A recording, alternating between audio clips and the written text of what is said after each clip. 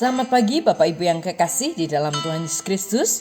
Pagi hari ini saya Eko Wahyu Suryaningsih kembali menyapa dengan kebenaran firman Tuhan dari Efesus pasal 5 ayat 15 dan 16.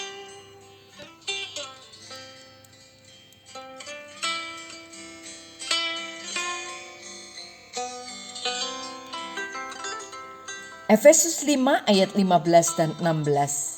Karena itu, perhatikanlah dengan seksama bagaimana kamu hidup.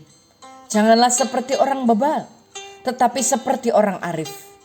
Dan pergunakanlah waktu yang ada, karena hari-hari ini adalah jahat. Amin. Seorang pria yang bekerja sebagai guru baru saja diangkat sebagai kepala sekolah. Belum lama dia menjabat, dia sudah harus menghadapi sikap bawahan yang sering memprotes bahkan menghambat kinerjanya.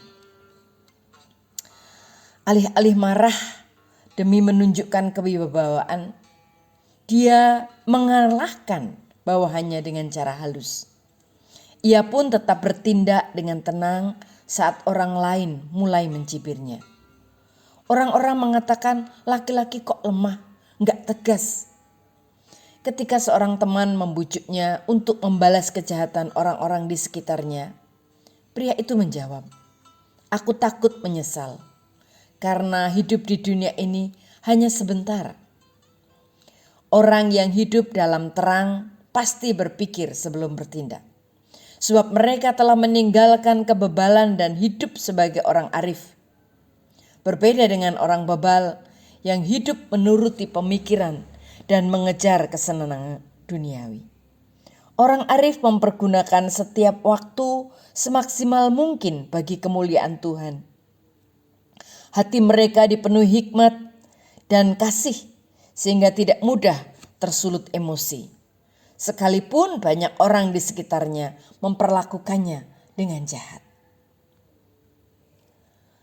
Melakukan kejahatan mungkin membuahkan kepuasan karena emosi negatif yang kita rasakan segera tersalurkan.